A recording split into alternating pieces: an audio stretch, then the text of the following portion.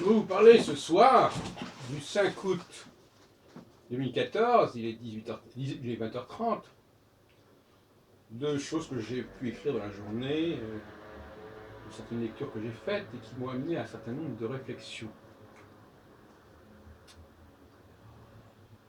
Ce qui va distinguer, à mon avis, l'astrologie du XXe siècle de l'astrologie du XXIe siècle, si je dois faire des prévisions, c'est la question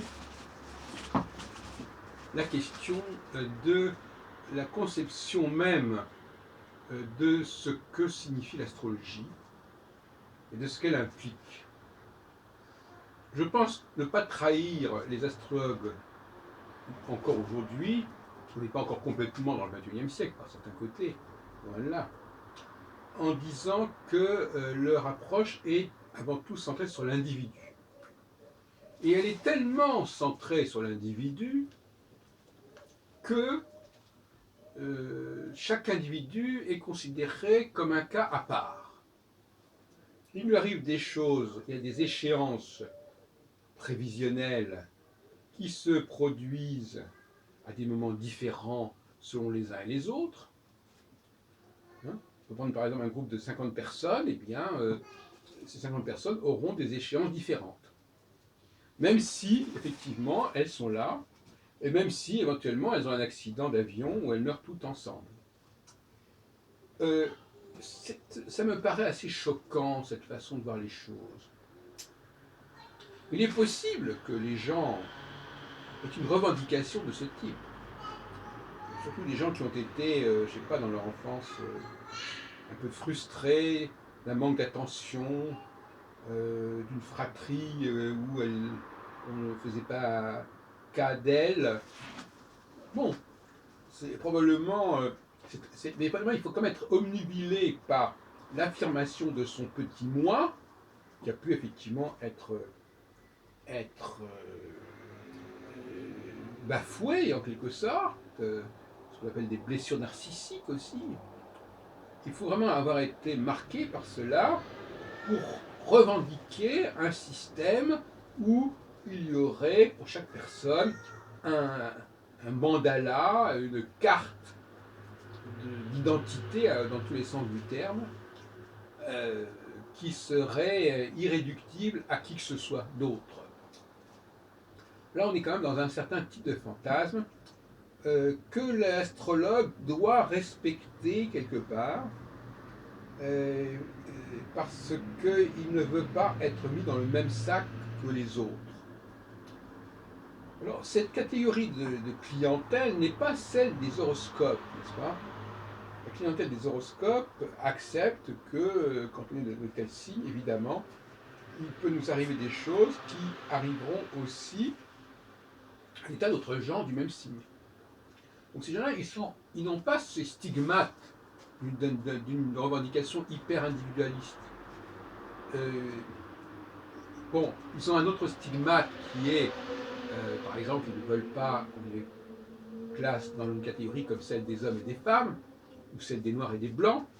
Ils préfèrent qu'on les classe dans une catégorie qui est celle des gens de tel ou tel signe, ce qui est moins compromettant, si on peut dire, qui est moins stigmatisant, même s'il y a des signes comme le scorpion qui ne sont pas très bien vus.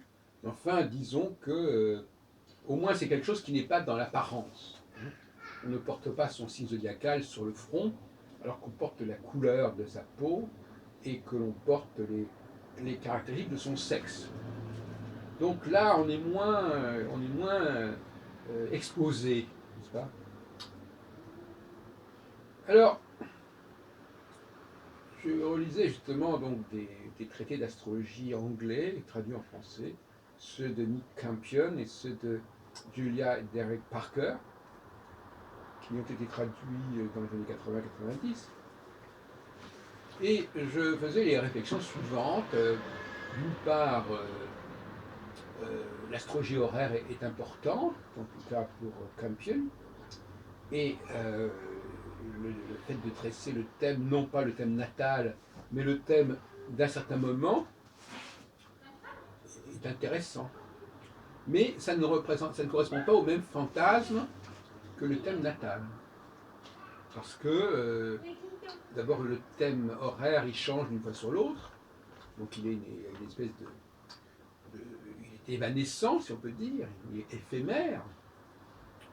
Et puis, globalement, il est partagé. Les astralités, globalement, sont les mêmes, en tout cas pour les planètes lentes, sont les mêmes pour tout le monde. Bon. Cela dit, c'est vrai que l'astrologie horaire attache beaucoup d'importance aux maisons astrologiques, et que les maisons varient, changent, la position des planètes change très rapidement, presque toutes les 2 heures, voire même toutes les heures. Donc il y a quand même une certaine forme de diversification qui se fait, mais qui est quand même moins lourde que la catégorisation par le thème astral, par le thème natal. Et puis il y a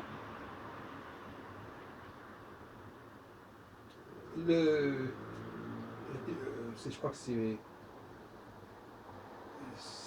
Parker qui dit ça, il y a l'importance des retours. Alors, les retours, bon, ça c'est assez à la mode en France, mais c'est pas exposé de manière aussi nette. On parle beaucoup de la Lune et de Saturne dans ces travaux. Parce que quelque part, la Lune progressée arrive à peu près à 30 ans comme cycle, et ça retrouve à peu près le cycle normal sidéral de Saturne. Donc ce cycle de 30 ans, de 29 ans, est mis en avant. Et alors, les auteurs disent, ben, voyez-vous, il nous arrive les mêmes choses au même âge. Donc pour tout le monde, le cap de 29 ans, le demi-cycle d'Uranus à 42 ans, le deuxième retour de Saturne, le cycle complet d'Uranus à 84 ans, les 3 cycles de Saturne. Je ne plaisante pas parce que c'est comme ça qu'il le présente. Donc finalement, bon. Et ce qui est intéressant, c'est qu'il y a une espèce d'idée plus intéressante que pour le thème natal, bien que ce soit lié au thème natal, c'est l'idée que, en dépit du fait que nous soyons tous différents, nous avons les mêmes échéances dans notre vie. Pas au même moment, pas à la même date, mais au même âge. On remplace la notion de date par la notion d'âge. C'est une prévision en rapport avec l'âge et non pas en rapport avec une date précise. Donc, ça présente aussi l'avantage, entre parenthèses, dans les 2 cas d'ailleurs, on n'a pas besoin de faire le thème natal, donc retrouver les éphémérides, surtout qu'à une certaine époque, c'était pas évident. Sur les éphémérides d'il y a 30, 40, 50 ans, on a l'almanach de l'année. Et d'ailleurs, ce qui prouve bien que l'astrologie horaire était très à la mode en France dans la première moitié du XXe siècle, c'est qu'on n'avait pas d'éphéméride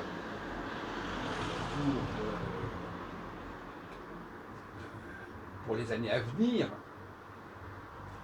en tout cas pas précise, même si Muchery avait fait un travail avec les tables planétaires, de 10 jours en 10 jours, mais on avait les éphémérides de l'année, et à partir des éphémérides de l'année, on pouvait faire de l'astrologie horaire, et on pouvait aussi faire des directions, chères à Bouchon, dont je parlais dans une précédente cause.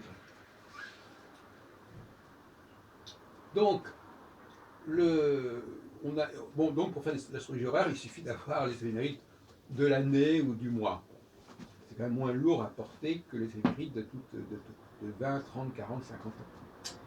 Et deuxièmement, les retours des planètes comme Saturne, Uranus, alors là, c'est même pas la peine d'avoir des éphémérides, à la limite, ça se fait à peu près au jugé.